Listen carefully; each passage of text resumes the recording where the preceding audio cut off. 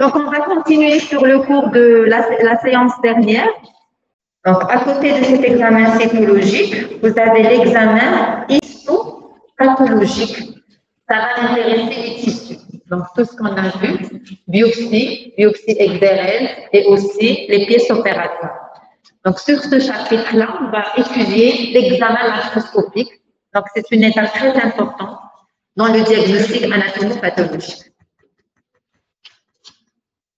Alors, la technique histopathologique, c'est pas comme la technique cytopathologique. Donc, la technique histopathologique passe par 3 étapes principales. Il y a la fixation, dont on a parlé déjà tout à l'heure. Donc, envoyer à l'état frais ou fixé. Donc, on voit en détail cette étape de fixation. Vous avez une étape de déshydratation des tissus, c'est-à-dire quand on met du fixateur, c'est un liquide. Il y a un produit chimique, mais mélangé à de l'eau. Donc, automatiquement, les tissus ils vont être imbibés de l'eau. Donc, ce n'est pas notre but. Il faut les fixer pour avoir un aspect qui est identique à l'état normal. Mais ensuite, on va les déshydrater. On va sortir l'eau de ces tissus. On va le remplacer par de la paraffine. C'est ce qu'on appelle l'inclusion en paraffine. La dernière étape, c'est qu'il faut voir au microscope. Quand on veut voir au microscope, il faut faire des coupes de ce tissu-là. On va voir que c'est des coupes de quelques mus, pas de millimètres, mais de mus, c'est très fin. Et ces coupes-là vont être colorées et observées au microscope. Donc, c'est ça, le résumé de la technique histopathologique. Alors, qu'est-ce que c'est la fixation? Donc, on a dit, la fixation, soit vous la faites vous-même, vous avez le fixateur disponible, vous mettez vos prélèvements dans ce fixateur, ou bien il faut envoyer à moins d'1 heure pour que ça soit fait,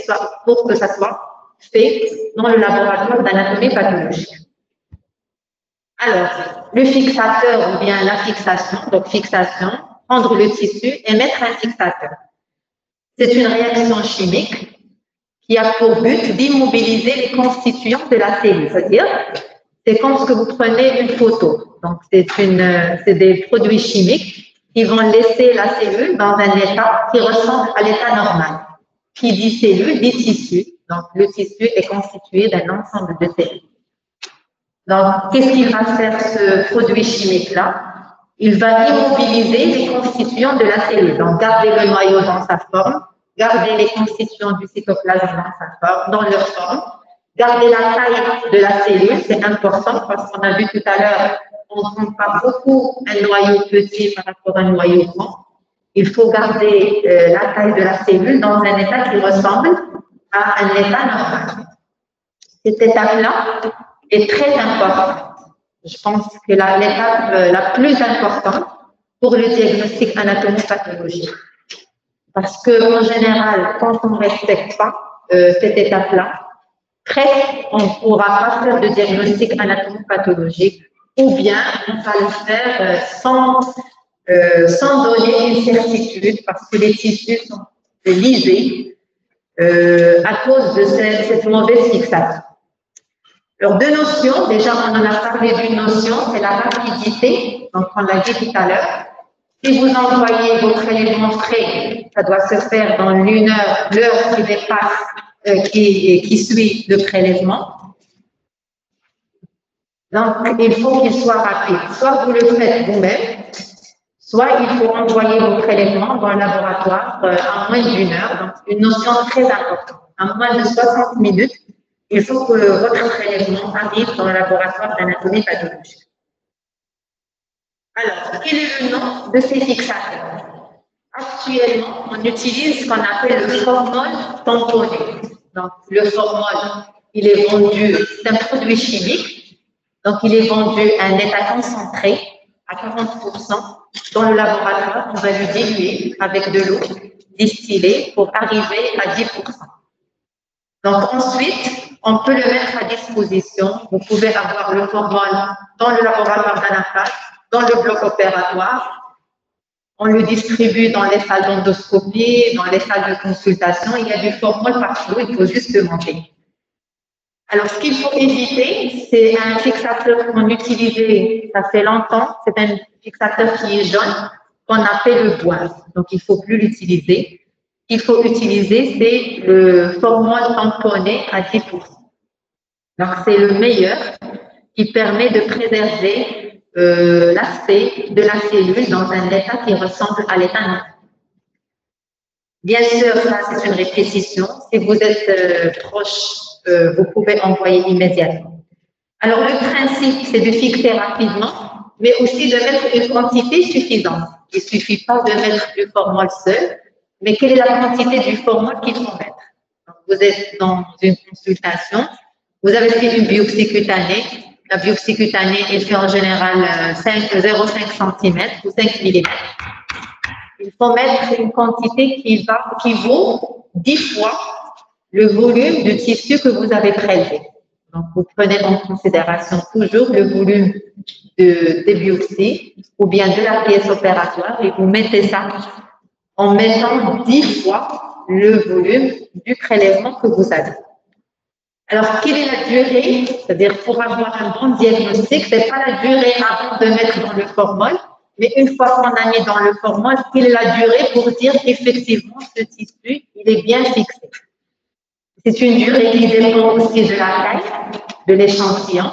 Quand vous avez des petites biopsies, la durée elle est de 6 à 12 heures, c'est-à-dire au bout de 12 heures, on peut dire que le tissu est bien imbibé, il est bien fixé, on peut travailler, on peut commencer le circuit technique.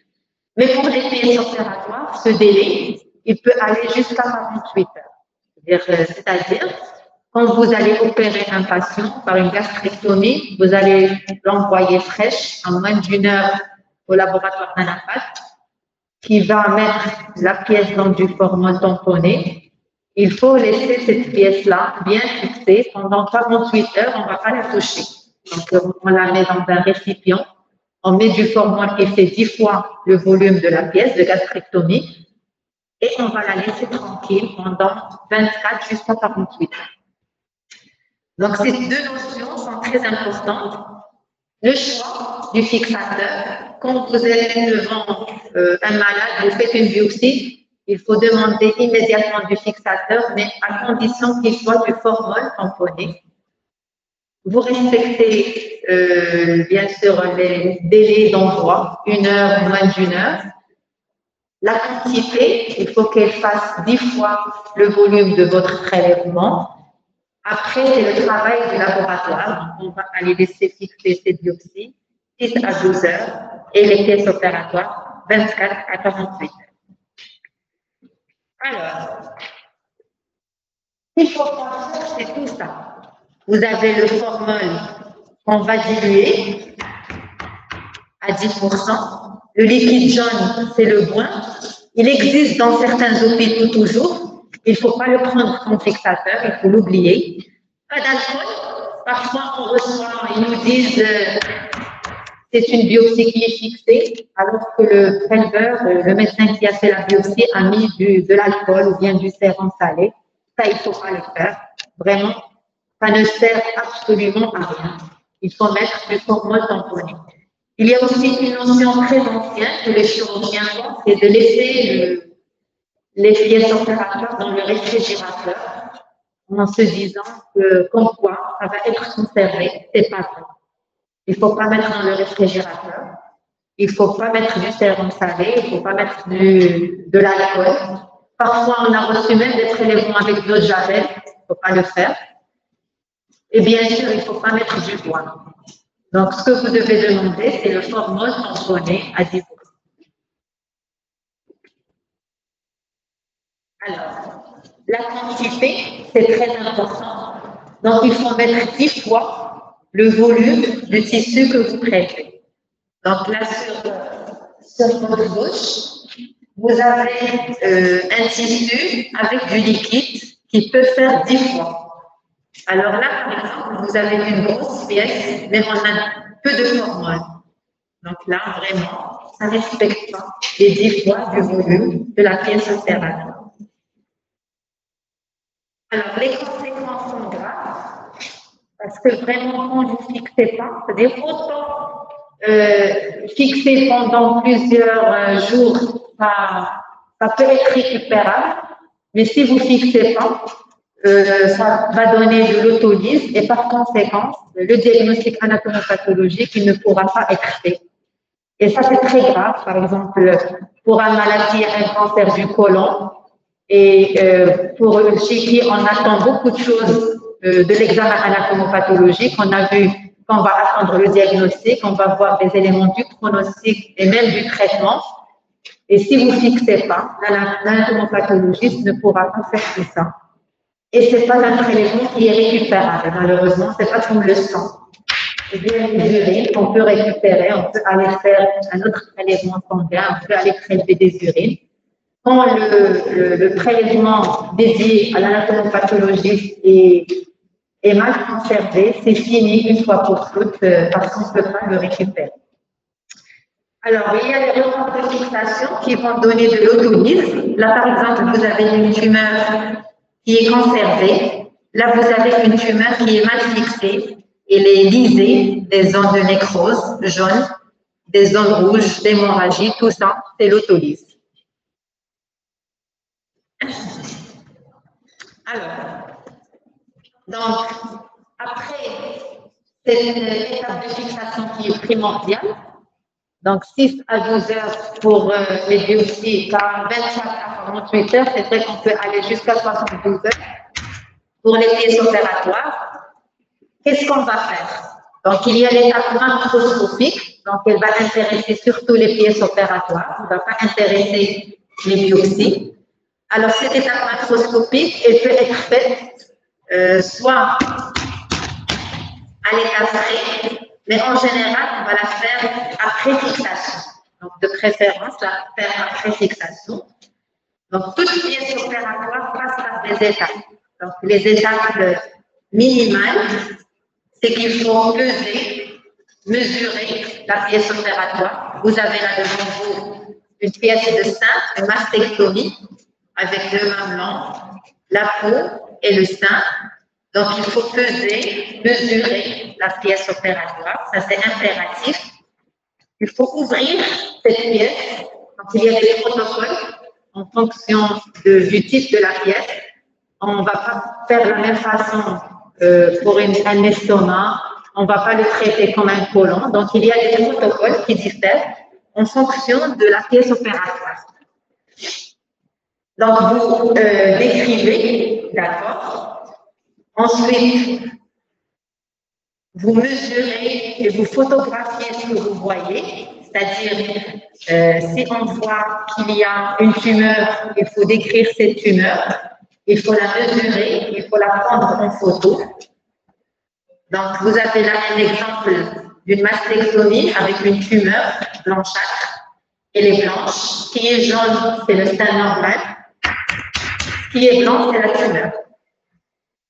Donc, vous avez là une pièce d'œsophage avec un estomac. Et vous avez là une tumeur de l'estomac. Alors là, vous avez une tumeur de l'os. Donc, c'est une pièce de résection osseuse. Du fémur. Donc, vous avez la tête fémorale.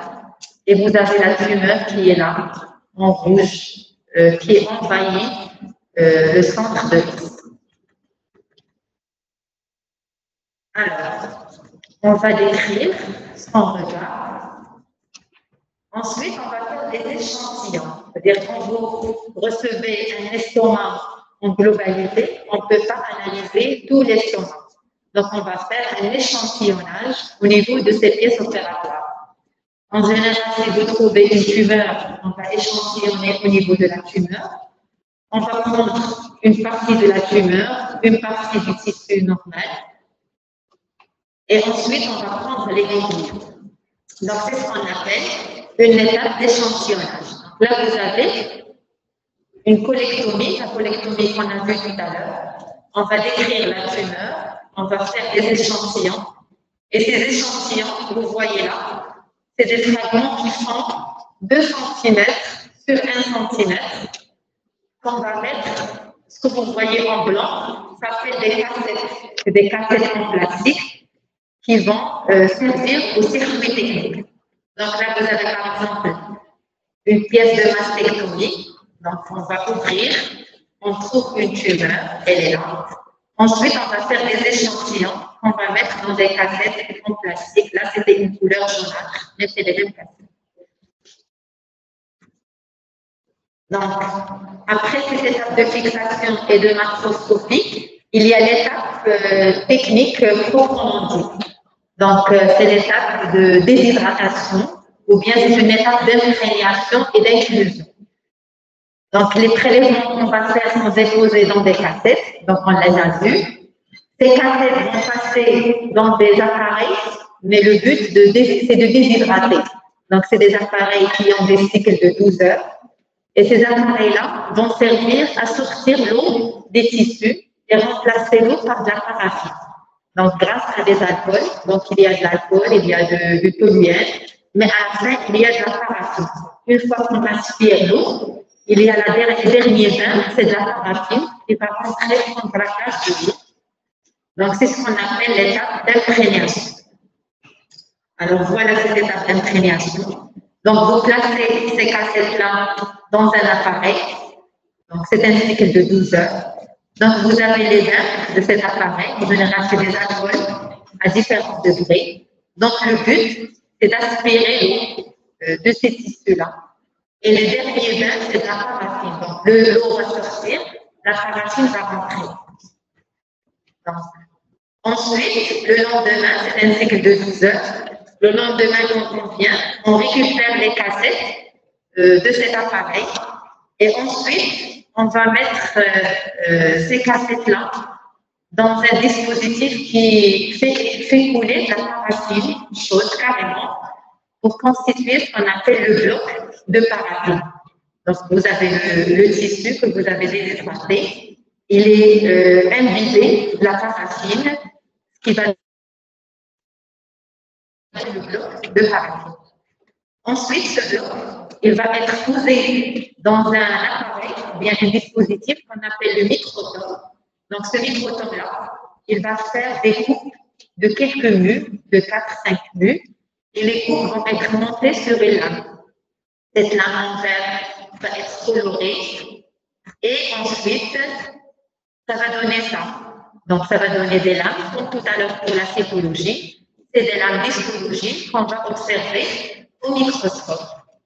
Ensuite, va commencer l'étape de microscopie. Donc, c'est ça, à peu près le circuit des tissus. Donc, ce circuit-là n'intéresse pas les cytologies, mais il intéresse les biopsies exérèses et les pièces opératoires, avec la notion que pour les pièces opératoires, on ne peut pas analyser toute la pièce et pour ça, on va faire des échantillons. Ensuite, ces échantillons vont être déshydratés dans des automates de déshydratation, imbibés de la paraffine, consolidés par de la paraffine, coupés au microtome, montés sur une lampe en verre, colorés pour pouvoir les observer au microscope. Donc, l'étape microscopique, elle n'est pas facile, cette étape-là. Donc, il faut regarder, connaître ce qui est anormal et rédiger un compte rendu à la fin. Donc, voilà, donc l'observation au microscope, la rédaction du compte rendu. D'accord?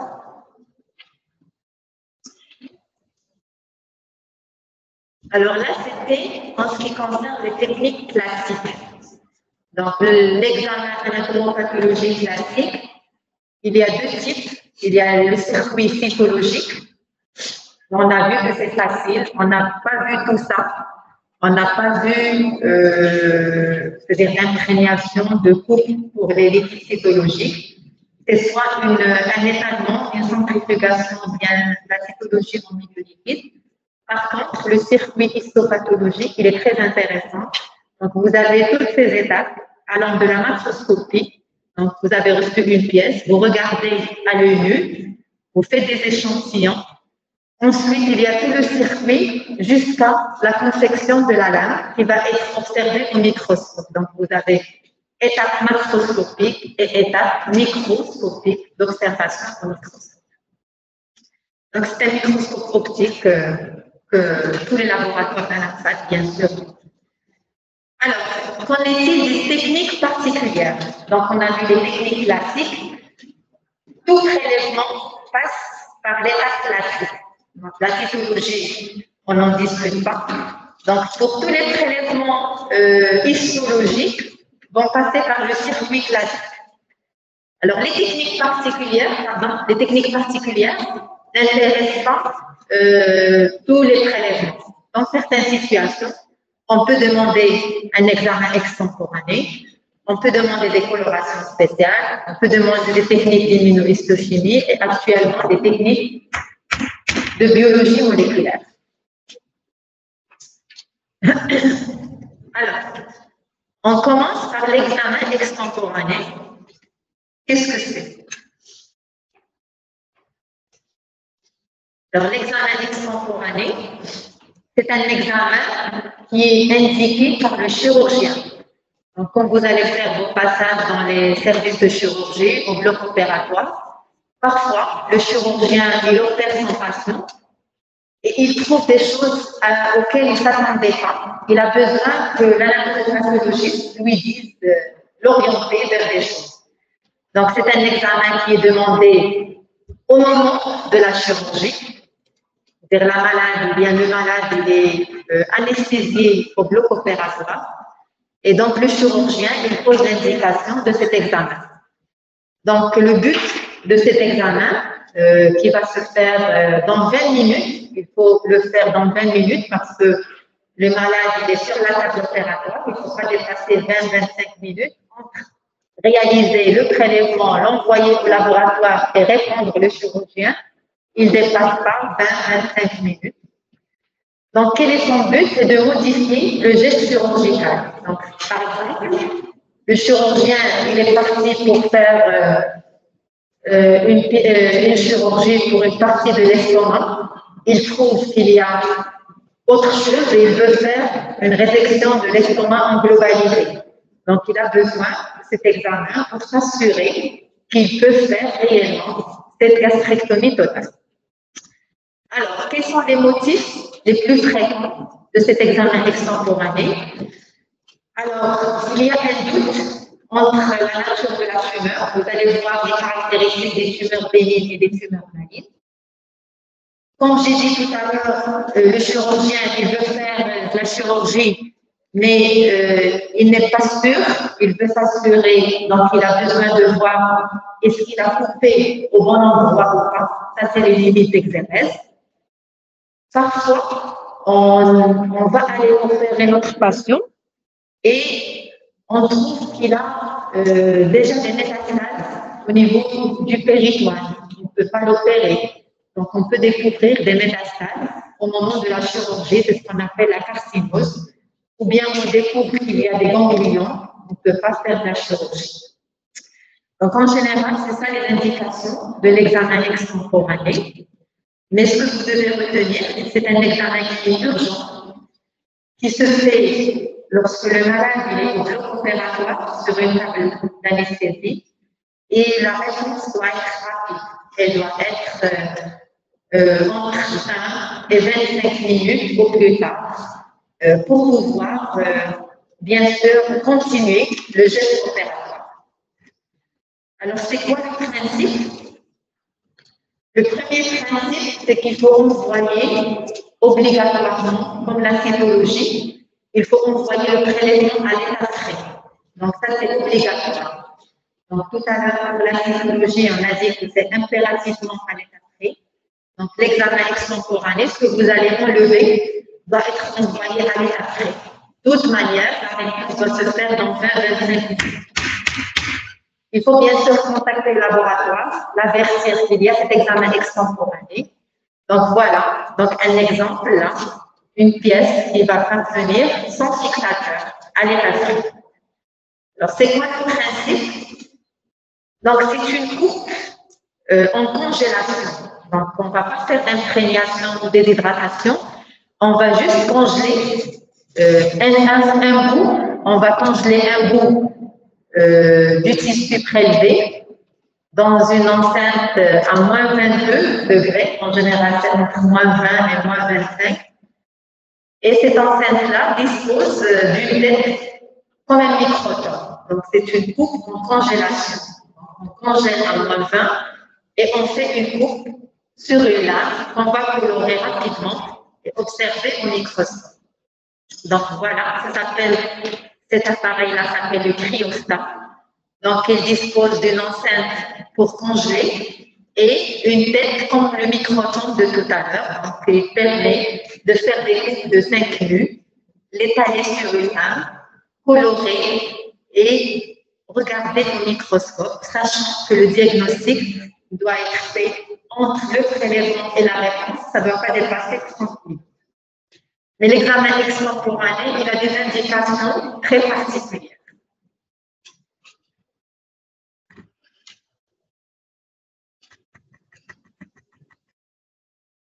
Alors, il y a aussi ce qu'on appelle des colorations spéciales. Donc, j'ai oublié de le dire tout à l'heure. La coloration qu'on fait lorsqu'on fait la technique classique, c'est la coloration hématoglycine et eosine. Donc, c'est une coloration HE pour les initiales. H pour hématoglycine, E pour éosine.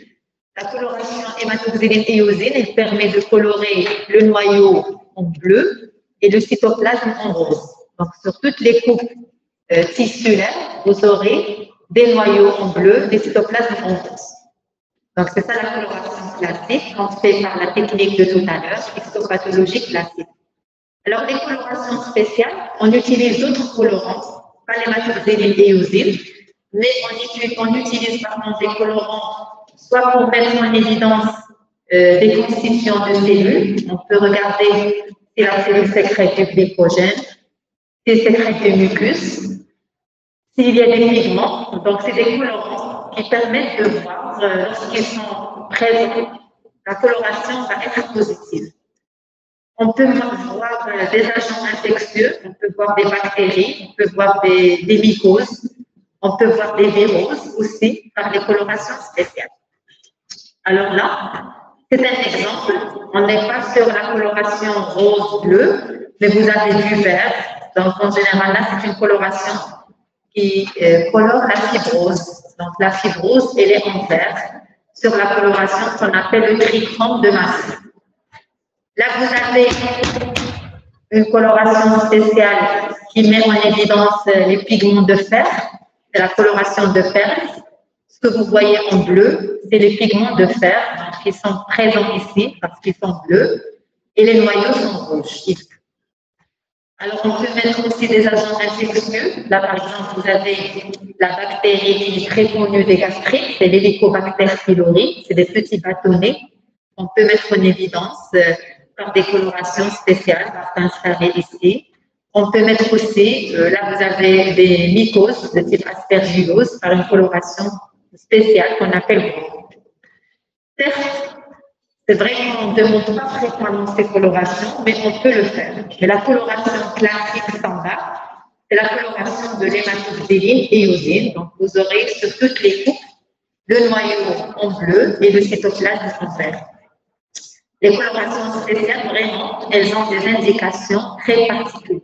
Donc, on a vu les techniques d'études en anatomie pathologique, on a vu le circuit de cytologie, on a vu le circuit histopathologie classique et on a vu quelques techniques spéciales. Parmi ces techniques spéciales, on a parlé de l'examen extemporané, qui est un examen urgent qui doit se faire au moment où le malade est au bloc opératoire. On a vu les colorations spéciales et il nous reste deux techniques spéciales qui sont l'immunohistochimie et des techniques de biologie moléculaire que vous avez déjà étudiées et qui sont aussi pratiquées dans le laboratoire d'anatomie pathologique. Alors, la technique d'immunohistochimie, c'est une technique qui vise à chercher des antigènes sur le tissu, qui est en fait le tissu qui est pathologique, pas le tissu normal. Donc, c'est une réaction antigène qu'on veut chercher par des anticorps qui sont vendus sur le marché. Donc, c'est une réaction antigène-anticorps qui va être couplée à un produit qui pourra mettre en évidence cette réaction antigène-anticorps. ça va être soit un produit colorant, ce qu'on appelle le chromogène par exemple, ou bien carrément une sonde fluorescente, ça va donner de la fluorescence. Donc, quel est l'intérêt de cette technique immunohistochimique? C'est vrai qu'elle est de plus en plus demandée dans les laboratoires d'anatomie pathologique. Elle a un but diagnostique. Donc, vous allez voir particulièrement dans le cours de la pathologie tumorale, mais aussi l'année prochaine, on a besoin de vraiment préciser la nature d'une tumeur. Parfois, on ne peut pas le préciser exactement par l'examen morphologique standard, c'est-à-dire par la coloration HE qu'on a vu l'autre fois.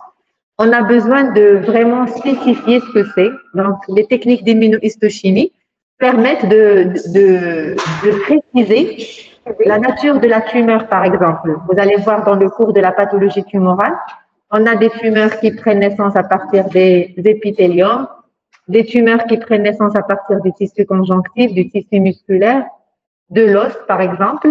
Parfois, on n'arrive pas à dire c'est quel type de tumeur finalement. Donc, on a besoin de l'étude immunohistochimique. Il y a un intérêt pronostique et thérapeutique, c'est-à-dire c'est l'intérêt aussi de l'examen anatomopathologique, c'est ce qu'on a dit dans la dernière séance. Donc, le pronostic, parce qu'il y a des tests aussi par cette réaction antigène-anticorps qui permettent d'avoir une idée sur le pronostic du malade. Donc, par exemple, on peut mettre en évidence par cette technique les cellules qui sont en cycle cellulaire. Donc, dans une tumeur, par exemple, plus la tumeur est faite de cellules qui sont en cycle cellulaire, plus sera agressive cette tumeur. Donc, il y a aussi un intérêt thérapeutique. Donc, ça aussi, on l'a dit l'autre fois. Et toujours, l'intérêt pronostique et thérapeutique, c'est des cancers qui s'intéressent en premier dans l'anatomie pathologique à ce pronostic et cet intérêt thérapeutique. Donc, il y a des thérapies, des traitements qu'on ne peut pas donner si on ne réalise pas des tests dans le laboratoire d'anatomie pathologique. Et parmi ces tests, il y en a certains qui vont être réalisés par une technique immunohistochimique, mais aussi par des techniques de biologie moléculaire. Donc, il y a l'exemple, par exemple, des récepteurs oestrogéniques dans le cancer du sein. Vous allez entendre largement parler de ça. Donc, on ne peut pas traiter une maladie qui a un cancer du sein par hormonothérapie si on ne détecte pas par immunohistochimie qu'il y a ces récepteurs à cette hormone-là, c'est des récepteurs oestrogéniques ou progestéroniques. Donc, l'immunohistochimie dans la pratique, vraiment, elle prend une grande place dans la pratique du cancer, plus que des maladies inflammatoires, des maladies dégénératives ou bien les maladies de surchauffe. Donc, on fait beaucoup d'immunohistochimie dans le cancer pour le diagnostic, parce que si on dit carcinome, c'est-à-dire une tumeur maligne des glandes, c'est pas comme ce qu'on dit sarcome, une tumeur maligne du tissu conjonctif, le traitement ne va pas être le même. Donc, la précision est importante et ces techniques d'immunohistochimie vont aider à la précision. L'intérêt pronostique est très important aussi et l'intérêt thérapeutique. Alors, donc, vous avez un schéma ici pour un peu expliquer en plus de détails ces techniques d'immunohistochimie. Donc, vous avez le bloc de paraffine qu'on a confectionné suite à la technique, que ce soit une biopsie ou bien une pièce opératoire. Sur ce bloc de paraffine, on a dit qu'on va faire une coupe sur une lame qui va être colorée pour pouvoir être observée au microscope. C'est ce bloc-là qui va servir à prendre une coupe, cette fois-ci, à mettre sur une lame. Et cette lame-là, qu'on va passer dans des appareils donc, qui vont permettre de mettre en évidence cette réaction-là. Donc, les cellules tumorales représentent déjà à leur surface des antigènes. On va rajouter des anticorps qu'on va acheter du marché. Et dans cet appareil, on fait ce mélange-là et on va révéler la réaction par un produit coloré. Donc, ici, vous avez du marron. Ça veut dire que la réaction est positive. Donc, quand il y a des cellules qui prennent du marron ou bien du rouge, on dit que cette réaction est positive, c'est-à-dire que l'antigène qu'on cherche est présent. Donc, contrairement quand on a toute la lame qui est bleue, on n'a pas de coloration marron, c'est une réaction négative, c'est-à-dire l'antigène qu'on cherche par l'anticorps qu'on a acheté du marché n'existe pas. Et cette lame aussi va être colorée et observée au microscope. Donc, c'est une observation toujours au microscope, mais grâce à cette substance colorante ou bien à une sonde plus récente, on va permettre de dire est-ce que l'antigène qu'on cherche est présent ou pas. Donc, c'est ça le principe de la technique d'immunohistochimie. Donc, à côté, et la dernière technique, c'est les techniques de biologie moléculaire. Donc, ce sont des techniques qui vont aller pas analyser les noyaux et les cytoplasmes, comme on a vu auparavant, mais ils vont aller analyser le matériel génomique de la cellule. Soit on va aller chercher ce qui se passe au niveau de l'ADN, soit au niveau de l'ARN des cellules, par exemple tumorales. Donc, on aura des techniques qui vont permettre de voir si on a des amplifications, si on a des translocations, si on a des mutations de certains gènes. Et donc, ces gènes-là, lorsqu'on détecte, il y a parfois des traitements qui vont viser ces anomalies génétiques. Et donc, ça, c'est la base de ce qu'on appelle les thérapeutiques ciblées. Donc, l'anatomie pathologique joue un rôle aussi dans ce volet-là, parce que grâce à l'étude de ce gène des cellules tumorales, soit l'ADN, soit l'ARN, on peut connaître qu'il y a des anomalies génétiques et ces anomalies-là peuvent être éventuellement ciblées par des traitements. C'est ce qu'on appelle les thérapeutiques ciblées en cancérologie. Donc, c'est des techniques qui se développent beaucoup actuellement dans les laboratoires d'anatomie pathologique. Ça peut être soit des techniques de PCR, c'est-à-dire PCR en temps réel, soit des techniques, je pense que la PCR en temps réel, on a beaucoup entendu en COVID, mais aussi on peut le faire sur les cellules tumorales. On a aussi actuellement ce qui est très à la mode, c'est les techniques de séquençage. On fait vraiment un séquençage de l'ensemble du génome des cellules tumorales, ce qui permet de voir qu'est-ce qui se passe, est-ce qu'il y a des anomalies génétiques, c'est sûr qu'on va les trouver, mais est-ce que ces anomalies génétiques vont être la cause d'un pronostic qui va changer d'un malade à l'autre? Donc, c'est l'intérêt pronostic de chercher ces anomalies génétiques. Ou bien, est-ce que ces anomalies génétiques, on peut les cibler par des traitements? Et ça, c'est l'intérêt majeur de chercher ces anomalies du génome, que ce soit l'ADN ou l'ARN, au niveau des cellules, particulièrement des cellules tumorales. Donc, c'est vrai que le travail de l'anatomopathologiste, ça fait 30, 40 ans, on se contentait que de la morphologie, une lame HE ou bien une lame de cytologie. Ça fait 20 ans ou plus, on a eu l'immunohistochimie qui est venue pour améliorer un peu le travail. Et actuellement, il y a toutes les techniques de biologie moléculaire. Donc, c'est un travail qui est très varié et qui a pour but toujours de bien poser un diagnostic, surtout dans le cadre des cancers. Donc, quand on fait toutes ces techniques-là, qu'est-ce qu'on va dire aux malades? Donc, vous avez envoyé une biopsie, on l'a techniquée, on a coupé la lame, on l'a regardée au microscope. Il faut rédiger un compte-rendu. Donc, le compte-rendu, c'est la réponse que va donner l'anatomopathologiste au malade ou bien au médecin traitant pour lui dire est-ce qu'il y a une lésion anormale et si c'est oui, c'est laquelle, ou bien est-ce qu'il n'y a rien, c'est un tissu qui est normal. Parfois, vous faites une fibroscopie, vous ne trouvez rien au niveau de l'estomac, vous faites une biopsie gastrique, l'anatomopathologiste va vous répondre une muqueuse gastrique normale. Ça, c'est une éventualité. Mais le but, c'est de chercher s'il y a des lésions. Et donc, comme on a dit l'autre jour, les lésions peuvent être inflammatoires, peuvent être dégénératives, peuvent être vasculaires, mais aussi peuvent être tumorales. Donc, quels sont les principes de rédaction d'un compte-rendu anatomopathologique? Donc, il va reprendre certaines données, donc notamment l'identité du patient, le numéro de dossier du patient, aussi on le reprend sur le compte-rendu anatomopathologique, la référence qu'on a attribuée lorsque le prélèvement est parvenu au laboratoire, c'est-à-dire le numéro propre qu'on a attribué dans le laboratoire, aussi il va sortir sur le compte-rendu, et sur lequel on aura une description, c'est-à-dire ce qu'on regarde au microscope, ensuite notre conclusion, la conclusion qui va vous dire est-ce qu'il y a une lésion et dans ce cas c'est laquelle, est-ce qu'on est sûr que effectivement c'est une tuberculose ou bien on dit juste que ça peut être une tuberculose, quand ça peut être une sarcoïdose, ou bien c'est un cancer, ou bien c'est une tumeur bénigne, etc. Donc, le principe de la rédaction du compte-rendu anatomopathologique, il y a des principes pour les prélèvements cytologiques et des principes pour le prélèvement histopathologique. En général, pour le prélèvement cytologique, on décrit le liquide qu'on a reçu, son aspect, qu'on observe au microscope, ensuite la conclusion. Pour les prélèvements histopathologiques, si c'est une biopsie, on va dire le nombre de fragments avec la description et la conclusion, mais quand c'est une pièce opératoire, toutes les étapes macroscopiques qu'on a faites, il faut les reprendre aussi sur le compte rendu.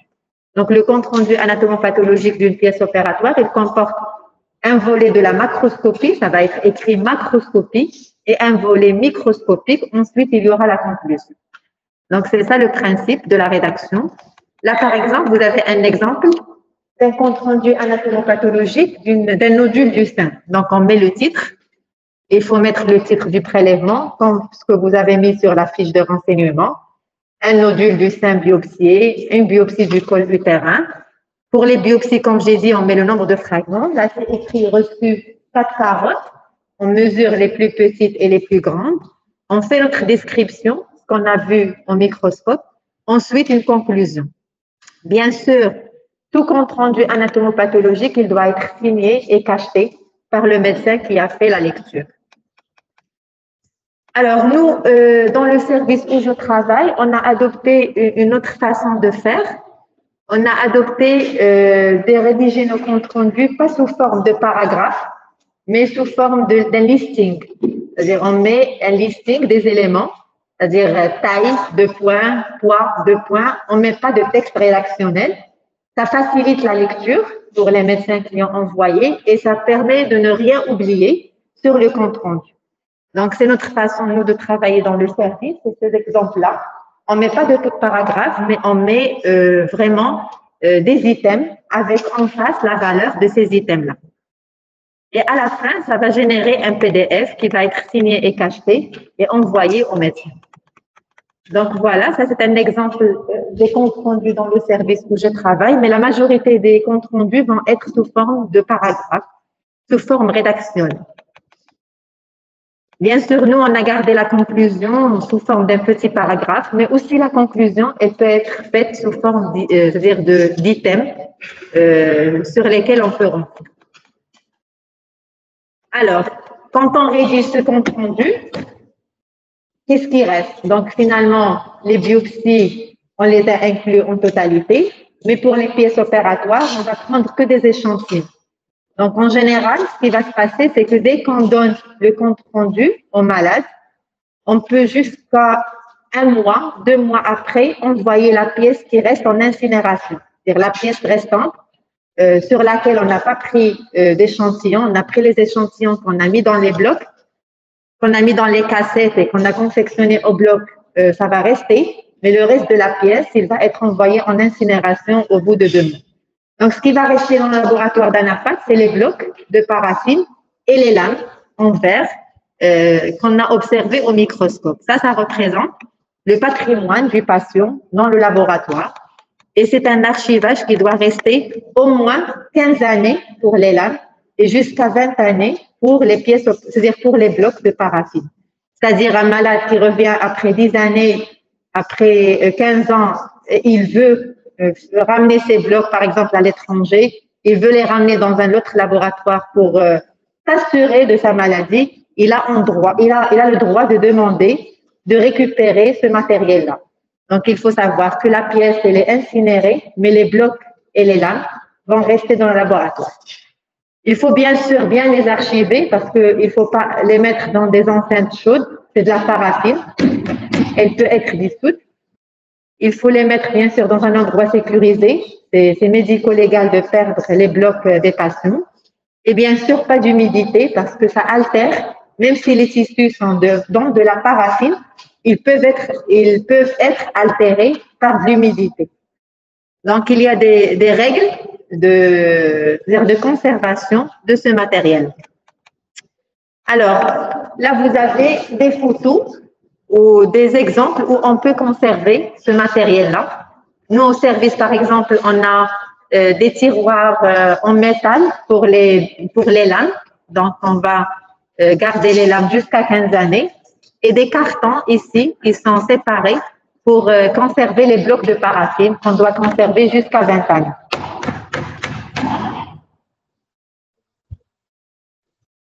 Donc, c'est ça le patrimoine du patient qui va rester dans le laboratoire. Donc, c'est les blocs et les lames. Donc, je pense que ça va être la dernière diapo. Alors, bien sûr, les techniques anapathes, elles sont vraiment très importantes parce qu'ils vont conditionner tout ce qu'on va voir par la suite. Donc, ce qu'il est important de retenir, c'est que tout prélèvement doit parvenir avec la fiche de renseignement. Pour vous, la fiche de renseignement, vous devez bien la remplir. Il faut retenir les notions des prélèvements fixés, des prélèvements frais. Lorsqu'on les envoie à l'état frais, il faut respecter l'1 heure. Il faut, si on la dépasse, il faut mettre dans le fixateur qui est le formol. Donc, c'est important. Parce qu'en général, cette étape-là est primordiale. Si on veut faire des diagnostics, on veut faire des analyses immunohistochimiques, on veut faire de la biologie moléculaire, il faut qu'on travaille bien cette étape technique.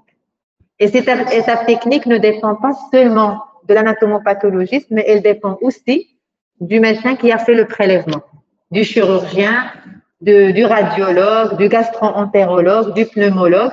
Tout le monde est impliqué dans la réussite de cette étape technique en anatomie pathologique. Alors, je pense qu'on a fini avec ce cours.